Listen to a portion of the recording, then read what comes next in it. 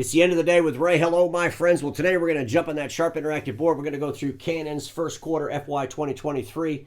Ladies and gentlemen, we know that Canon and Xerox are on a different FY calendar. I've already shared my thoughts on Xerox's first quarter for FY 2023, and now I want to share my thoughts on Canon's first quarter for FY 2023. Boy, I'll tell you what, every time I look at Canon's numbers, I just say, how do they do this? You got the whole industry that's just really having a hard time getting up over 5% operating profit. You know, Canon's coming in at like 9%. How do they do it? Canon consistently drives some pretty good top-line revenues. How do they do it? You know, what's going to happen at Canon that's going to cause them some turmoil? Then I started thinking about when was the last time Canon even had any turmoil? I remember when they had some turmoil around the print business, when Ricoh bought Icon, and Icon at that time was Canon's largest dealer. Cost them like $1 billion worth of revenue. You know, I don't even think Canon brings that up anymore. They kind of went right through that. Apparently, Canon's got some pretty good discipline, and that discipline goes back through their history. And we don't see Canon making a whole lot of mistakes. But we do see them driving their operating profit and doing a really good job controlling their cost. What's the future for Canon? You know, folks, I think that Canon could probably be one of the last manufacturers standing. Canon's threats, I believe, are the fact that they really don't have any ink technology. And they better figure out how they're going to play in the ink space, especially as the business print moves from laser to ink. How will Canon address that? How will Canon address the fact that HP is going to continue to get pressure, especially as HP delivers less supplies into the marketplace, because we know people are going to print less, HP being the biggest. The investment community is going to notice that when HP continues to have declining revenue around supplies. How will that affect Canon? So it's not like Canon has some cakewalk. They have to make strategic decisions along the way. Our industry needs some strategies brought to it, big time. Our industry needs some cooperation between some of these players to figure out how they're going to change the game, diversify their portfolios, and while they're diversifying their portfolios profitably, how do they deal with a declining print business? I think Canon's in a good position to be a major player in the redefining of the print industry. So let's look at their numbers, folks. Top line revenue for Canon for the first quarter was $7.2 billion. Operating profit was $628.1 million, 8.7% for all the divisions combined for the first quarter. That is amazing. We got to give them a clap. They deserve it. These are some tough times we're in. And this shows you that they have discipline to do this. This shows you that they take cost structure serious. Let's look at their divisions. We got the printing division, $4.1 billion in top line revenue with an operating profit of $376.1 million, 9.1%. 9.1% operating profit in the printing division for the first quarter. This is strong.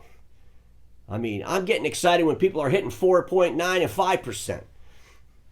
We've seen some pretty rough FY 2022s, but especially around the print piece. But ladies and gentlemen, this is amazing to be at 9.1%. They should definitely be applauded for it.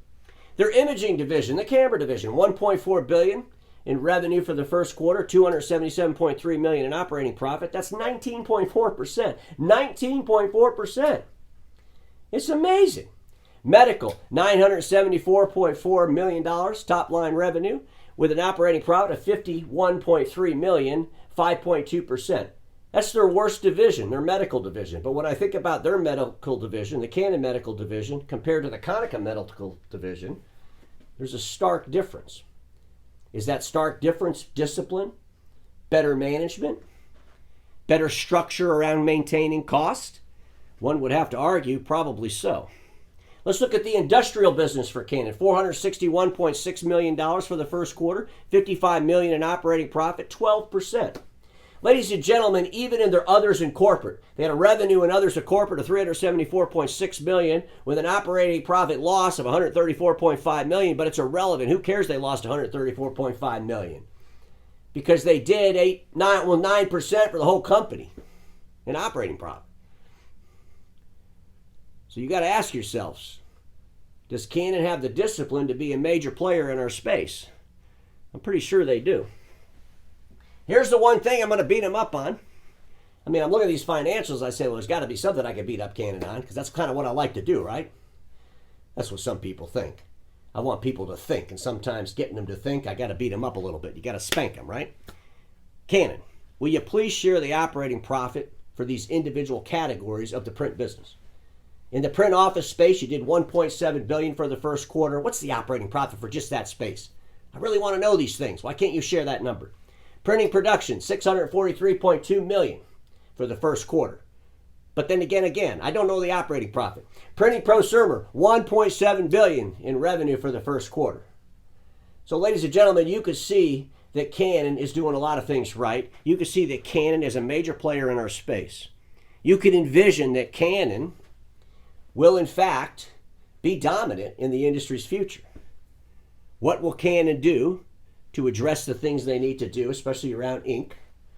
What will they do with their alliances? Some people reached out to me and they said, Canon's been awful quiet. Have you heard anything about Canon?